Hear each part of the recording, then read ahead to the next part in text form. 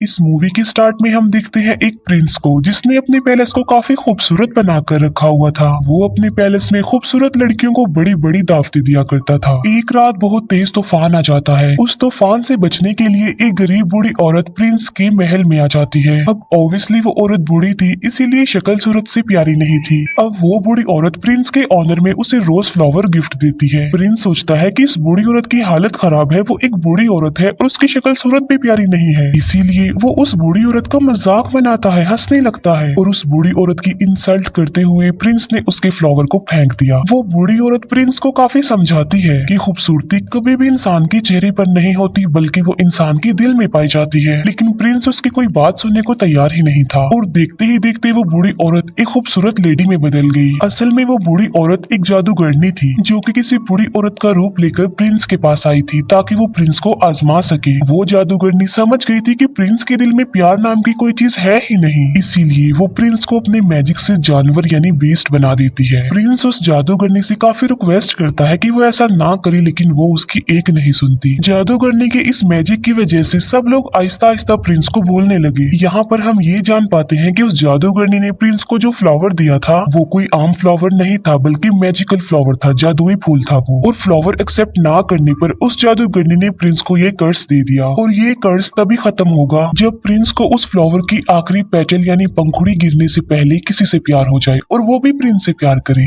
लेकिन आखिरी पंखुड़ी गिरने से पहले अगर प्रिंस से किसी ने प्यार ना किया तो प्रिंस कभी भी इंसान नहीं बन सकेगा दोबारा, बल्कि बेस्ट ही रहेगा वो हमेशा। काफी साल गुजर जाते हैं लेकिन उस पैलेस में कोई भी नहीं आता। फिर हमें पैलेस के करीबी एक गाँव में एक लड़की दिखाई जाती है जिसका नाम होता है बेल। बेल को किताबें पढ़ने, स्टोरीज पढ़ने का काफी शौक था। बेल के फादर एक डिजाइनर होते हैं। उसी गाँव में एक और लड़का भी रहता है जिसका नाम होता है गैस्टोन। गैस्टोन जो कि बेल से शादी करना चाहता था, लेकिन बेल उससे शादी करना नहीं चाहती थी क्योंकि वो एक प्राउडी इंसान था। गैस्टोन बेल से शादी करने के लिए उसे अपना बनाने के लिए काफी स्ट्रगल भी किया करता था, लेकिन उसकी कोशिशें नाकाम ही रहती हैं। एक दिन बेल के फादर को कहीं पर जाना था। जिस रास्ते से उन्होंने जाना था वो एक जंगल था। बेल के फादर देखते हैं कि उनके रास्ते में तो आग लगी हुई है, लेकिन वहाँ पर एक और रास्ता भी था जहाँ पर वो मुड़ जाते हैं। बेल के फादर अपने घोड़े पर सवार होते हैं, लेकिन तभी उन्हें जंगल से भेड़ियों की आवाज सुनाई देती है और फिर वही भेड़िए उनका पीछा करने लगते हैं। बेल के फादर अपनी जान बचाने के लिए वहाँ से भागते हैं और भागते भागते वो आ जाते हैं बीस्ट के पैलेस के पास। बेल के फादर जब अंदर जाते हैं तब उन्हें वहाँ पर कोई भी दिखाई नहीं देता। हालांकि ऐसा लग रहा था कि पैलेस में कोई रहता है। कैंडल्स भी जल रही थी और टेबल पर खाना भी पड़ा हुआ था। इतना अच्छा खाना देखकर बेल के फादर खाना खाने लगते हैं, लेकिन हम फिर बहुत हैरान कर देने वाली चीज देखते हैं। वहाँ पर जो कप पड़ा होता है वो बेल के फादर से बातें करने लगता है। बेल के फादर समझते हैं कि ये कोई सॉल है जो उन्हें डराने की कोशिश कर रही है, इसीलिए बेल के फादर उसे कहते हैं कि मैं तुमसे नहीं डरता। ये कहकर बेल के फादर वहाँ से भाग जाते हैं। अब यहाँ पर सवाल ये उठता है कि वो कप कैसे बोल पाया। असल में बात ये है कि वहाँ पर यानी पैलेस में जितनी भी चीजें पड़ी हुई थी वो पहले इंसान हुआ करते थे, लेकिन जादूगरनी की कर्ज की वजह से वो सब चीजों में बदल गए। बेल के फादर भागते हुए गार्डन में आ जाते हैं। वो देखते हैं कि वहाँ पर बहुत प्यारे प्यारे फ्लावर लगे हुए हैं। बेल के फादर सोचते हैं कि मेरी बेटी बेल ने अपने लिए फ्लावर मंगवाया था, इसीलिए वहाँ से वो एक फूल तोड़ लेते हैं और तभी वहाँ पर बीस्ट आ जाता है। फ्लावर चोरी करने की पनिशमेंट देने के लिए बीस्ट उन्हें प्रिजनर बना लेता है, लेकिन बेल के फादर का घोड़ा वहाँ से भाग जाता है और वो सीधा अपने घर आता है बेल के पास। बेल जब देखती है कि घोड़ा अकेला आया है, उसके फादर नहीं आए, तो वो फौरन समझ जाती है कि उसके फादर किसी मुसीबत में फंस गए हैं। इसीलिए बेल अपने फादर को ढूंढने के लिए उस घोड़े पर बैठ जाती है। वो घोड़ा बेल को ले आता है पैलेस में और पैलेस में ही बेल के फादर को प्रिजनर बनाकर रखा हुआ था। बेल जब पैलेस के अंदर जाती है तब उसे वहाँ पर कोई भी दिखाई नहीं देता। बेल वहाँ पर काफी आवाजें भी लगाती है, लेकिन उसे आगे से कोई भी रिस्पॉन्स नहीं मिलता।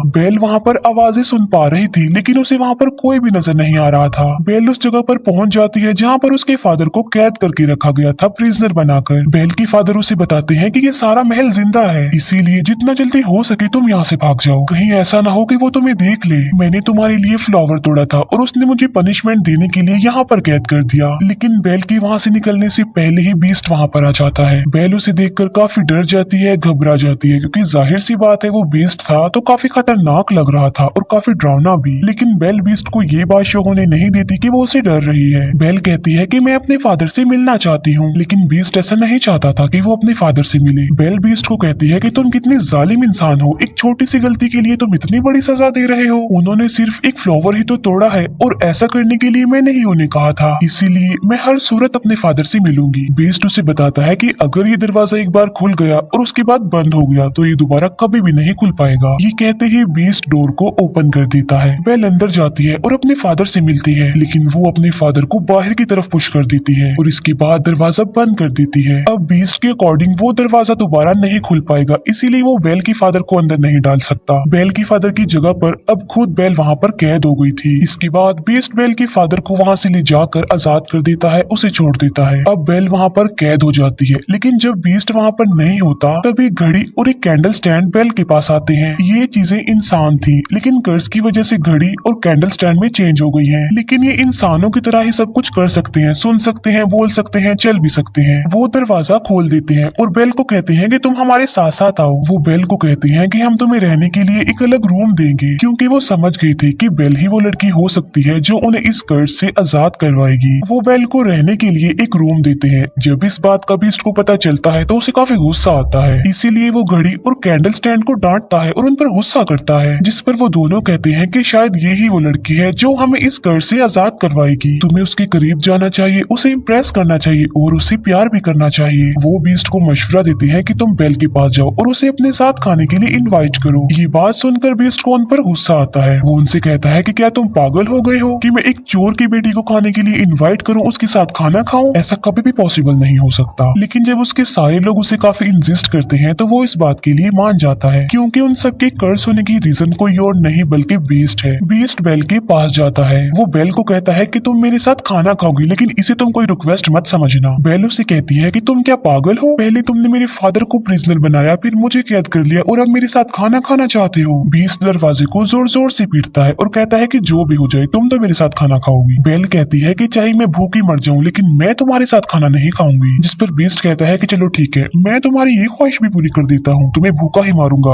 अब तुम्हें कोई भी खाना नहीं देगा और तुम भूखी ही मरोगी। बेल फिर भी दरवाजा नहीं खोलती और वो वहाँ से चला जाता है। जिस अंदाज से बेल ने बीस्ट को जवाब दिया था, उसे देखकर वहाँ सभी कर्ज चीजें लाइक कैंडल स्टैंड, घड़ी, पिच, कप, उन सबको ये कंफर्म हो जाता है कि बेल ही वो लड़की है जो उन्हें कर्ज से निजात दिलाएगी। फिर हम देखते हैं बीस्ट को जो कि उसी रोज फ्लावर के पास जाता है। बीस्ट देखता है कि उस फ्लावर की बहुत सारी पंखुड़ियां गिरकर टूट गई हैं। ये वही रोज फ्लावर था जिसकी खत्म होने के बाद बीस्ट हमेशा के लिए जानवर ही रहेगा और पैलेस की जितनी भी कर्ज चीजें हैं वो सारी ऐसे ही रहेंगी, हमेशा के लिए बेजान बन जाएंगी। वो फ्लावर पर बहुत ही थोड़ी पंखुड़ियां रह गई हैं और वो भी बहुत जल्द गिर जाएंगी। फिर हम देखते हैं बेल के फादर को जो कि वापस अपने गांव में आ चुके थे। वो सब लोगों को बता रहे होते हैं कि मेरी बेटी की जान खतरे में है। जंगल के पास एक पैलेस है और वहाँ पर एक बीस्ट रहता है और वहीं पर मेरी बेटी फंस गई है। लेकिन कोई भी उनकी इस बात पर बिलीव करने को तैयार नहीं था, बल्कि वो सिर्फ इस बात को कहानी ही समझ रहे थे।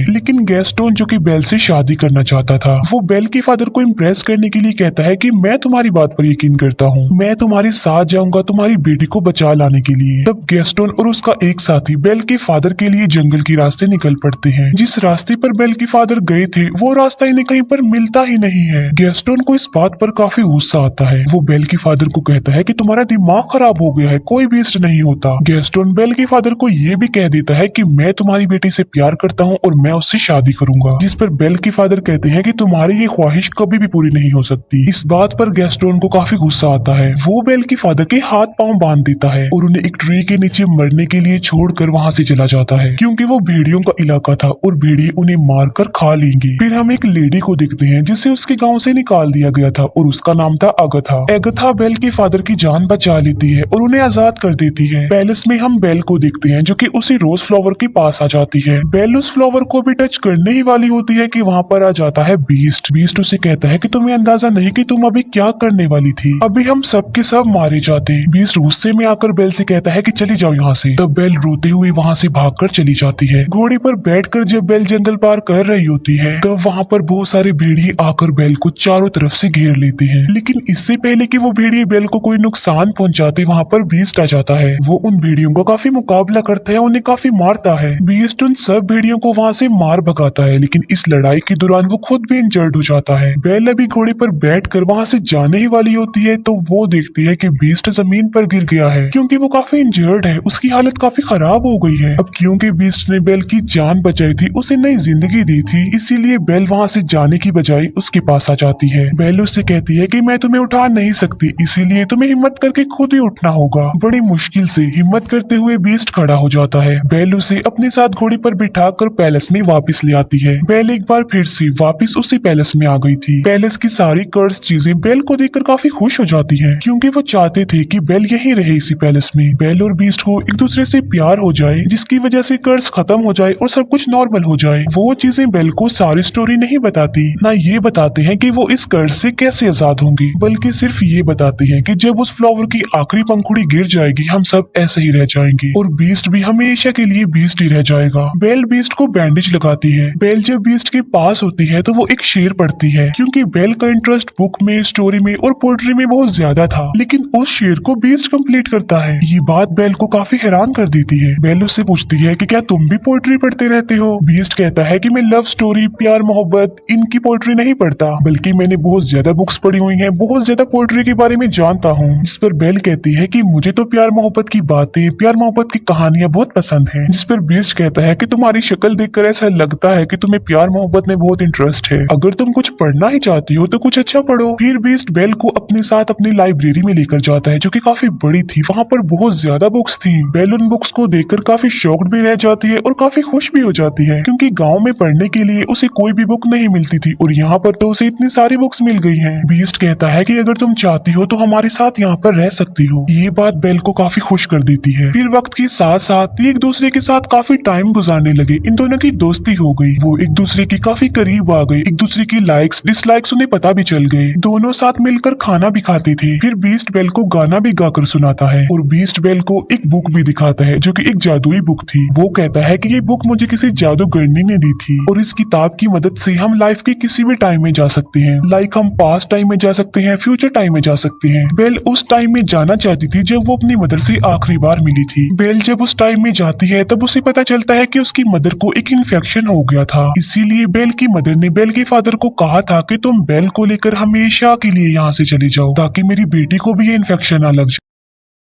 ये जानने के बाद बेल काफी दुखी हो जाती है, क्योंकि बेल ये बात नहीं जानती थी। फिर ये प्रेजेंट टाइम में वापस आ जाते हैं। कैंडल स्टैंड बीस्ट को कहता है कि तुम्हें बेल से अपने प्यार का इजहार कर देना चाहिए। बीस्ट कहता है कि वो कभी भी मुझसे प्यार नहीं करेगी, लेकिन कैंडल स्टैंड बीस्ट को काफी मनाने की कोशिश करता है और बीस्ट के सारे साथी यानी वो सारी चीजें बीस्ट को इस बात के लिए एग्री कर लेती है। वो पहले बीस्ट को तैयार करती है और बाद में वो बेल को भी तैयार कर देती है। बेल को डांस करना काफी पसंद था, इसीलिए वो दोनों डांस करने वाली होती है। हम देखते हैं कि बेल के फादर वापस अपने गांव में आ गए हैं। वो सबको बताते हैं कि गैस्टोन ने उन्हें जंगल में बांधकर छोड़ दिया था ताकि भेड़िए आकर उन्हें खा लें। वहीं बेल के फादर के साथ अगथा भी होती है, लेकिन गैस्टोन इस बात पर एग्री नहीं करता, बल्कि वो मुकर जाता है। वो कहता है कि ये झूठ बोल रहा है, इसके ऊपर शैतान आ गया है और ये पागल हो गया है। साथ साथ वो कहता है कि अगथा की गवाही कोई इम्पोर्टेंस नहीं रखती, क्योंकि ये तो पहले ही गाँव से निकली हुई है। यहाँ पर गैस्टोन का साथी भी झूठ बोल देता है। वो कहता है कि गैस्टोन जो भी कह रहा है बिल्कुल ठीक कह रहा है, इसीलिए सब गांव वाले गैस्टोन की बातों पर बिलीव कर लेते हैं और सब लोग ये समझने लगते हैं कि बेल के फादर का मेंटल बैलेंस खराब हो गया है। साथ साथ उनके ऊपर कोई शैतानी साया भी है, इसी वजह से वो बेल के फादर को पकड़ लेते हैं। फिर हम देखते हैं पैलेस में, जहाँ पर बीस्ट और बेल डांस कर रही थी और वो डांस को काफी इंजॉय कर रही थी। उन्हें काफी अच्छा फील हो रहा था। बीस्ट बेल को कहता है कि मैं इन फीलिंग्स को काफी अच्छा फील कर रहा हूँ, मैं तो इन्हें जैसे भूल ही गया था। बेल कहती है कि मुझे मेरे फादर ने डांस करना सिखाया। बीस्ट उससे पूछता है कि क्या तुम अपने फादर को मिस करती हो? जिस पर बेल कहती है जी हाँ, मैं अपने फादर को बहुत मिस करती हूँ। बीस्ट के पास एक जादुई मिरर होता है, जिसकी मदद से वो हर उस पर्सन को देख सकते हैं जिन्हें वो देखना चाहते हैं, और उस मिरर में वो बेल को उसके फादर को दिखाता है। बेल देखती है कि गांव वालों ने उसके फादर को प्रिजनर बनाया हुआ है, बांधा हुआ है। ये देखकर बेल काफी अपसेट हो जाती है, जिस पर बीस्ट कहता है कि तुम्हारे फादर को तुम्हारी जरूरत है, तुम्हें उनके पास जाना चाहिए। साथ साथ बीस्ट बेल को वो जादुई मिरर भी दे देता है और कहता है जब कभी तुम्हें मेरी याद आई तो मेरी इस बदसूरत शक्ल को इस मिरर में देख लेना। इसके बाद बेल अपने फादर को बचाने के लिए वहाँ से निकल जाती है और अब बीस्ट पैलेस में अकेला रह गया था। बीस्ट बेल को काफी मिस कर रहा था क्योंकि उसे बेल से प्यार हो गया था, लेकिन अब तो वो उससे काफी दूर जा चुकी थी। अब क्योंकि बेल चली गई थी तो उनका कर्ज ऐसा ही रहेगा और वो हमेशा ऐसे ही बने रहेंगे। इस बात को लेकर बीस्ट और उसके बाकी साथी काफी अपसेट हो जाते हैं। बेल अपने गांव में पहुंच जाती है और वो देखती है कि उसके फादर को सब लोगों ने प्रिजनर बनाया हुआ है। बेल सबको बताती है कि मेरे फादर जो कह रहे थे वो बिल्कुल सच था। जंगल में एक पैलेस है और वहाँ पर एक बीस्ट रहता है, एक जानवर है वहाँ पर। लेकिन गाँव वाले बेल की बातों पर भी यकीन नहीं कर रहे थे। तब वो उस जादुई मिरर में सब लोगों को बीस्ट दिखाती है। बीस्ट को उस मिरर में देखकर सब लोग काफी हैरान रह जाते हैं। बेल उन सबसे कहती है कि वो खतरनाक नहीं है, तुम्हें डरने की कोई जरूरत नहीं है, बल्कि वो दिल का बहुत ज्यादा अच्छा है और वो किसी का नुकसान नहीं चाहता और ना ही वो कभी किसी को नुकसान पहुंचाता है। गैस्टोन को ये बातें सुनकर रियलाइज हो जाता है कि बेल अब उस बीस्ट को प्यार करने लगी है। इसी वजह से गैस्टोन जेलस हो जाता है, इसीलिए वो सबको भड़काने की कोशिश करता है कि उस बीस्ट ने बेल पर ब्लैक मैजिक कर दिया है, तभी तो ये ऐसा बोल रही है। वो कहता है कि बेल को भी इसके फादर के साथ ही प्रिजनर बना दो। बाद में वो सब गांव वालों को उकसाता है कि हमें मिलकर उस पैलेस में जाना चाहिए और उस बीस्ट को जान से मार डालना चाहिए, वरना वो इस गांव में आ जाएगा और हम सबको मार डालेगा, हमारे पूरे गांव को खत्म कर देगा। वो गांव वाले उसकी बातों में आ जाते हैं और पूरा गांव पैलेस की तरफ चल पड़ता है। जब गांव वाले बीस्ट को मारने के लिए पैलेस में आते हैं तब बीस्ट के सारे साथी यानी वो चीजें उन लोगों पर अटैक कर देती हैं। गांव वालों को कुछ भी समझ नहीं आती कि ये क्या हो रहा है, क्योंकि वो कोई इंसान तो नहीं थे बल्कि बेजान चीजें थी। फिर हम देखते हैं गैस्टोन को जो बीस्ट के पास पहुंच चुका था, लेकिन बीस्ट काफी उदास होता है क्योंकि बेल की जाने के बाद उसे कुछ भी अच्छा फील नहीं हो रहा था। वो बेल को काफी मिस कर रहा था।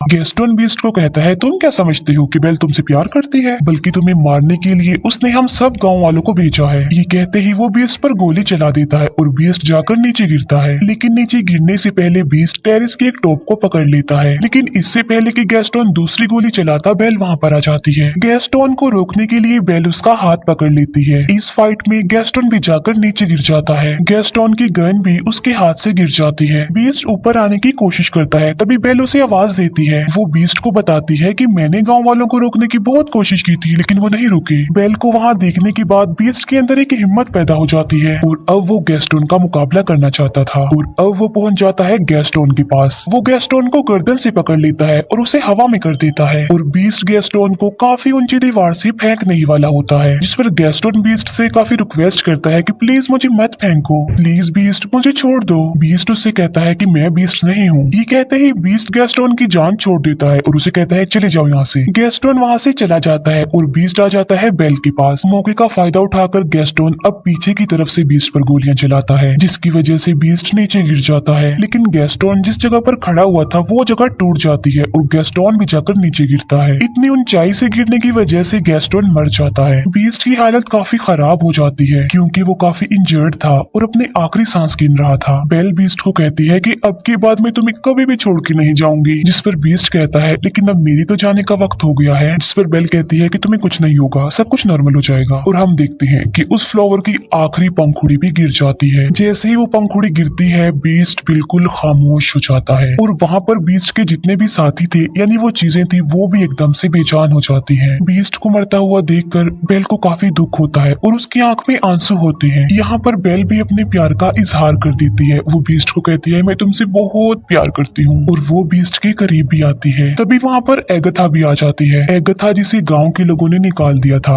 असल में बात ये नहीं थी बल्कि वो जादूगर ने कोई और नहीं बल्कि एगथा थी। वो देखती है कि बीस्ट को किसी से प्यार हो गया है और वो लड़की भी अब बीस्ट से प्यार करती है, यानी अब वो कर्ज खत्म हो गया है। और देखते ही देखते बीस्ट के चारों तरफ रोशनी ही रोशनी चमक उठती है और बीस्ट अब एक खूबसूरत प्रिंस में चेंज हो जाता है। ये देखकर बेल काफी खुश हो जाती है। वो दोनों एक दूसरे को देखकर काफी खुश होते हैं, एक दूसरे के पास आते हैं और एक दूसरे को गले से लगा लेते हैं। और पैलेस की जितनी भी कर्ज चीजें थी अब वो इंसान बन गई थी, यानी अपने असली रूप में आ चुकी थी। सब लोग काफी खुश हो जाते हैं। बेल और बीस्ट पैलेस में सब लोगों के बीच में डांस कर रहे होते हैं और इसी के साथ ही इस मूवी की हैप्पी एंडिंग हो जाती है। Thank you for watching.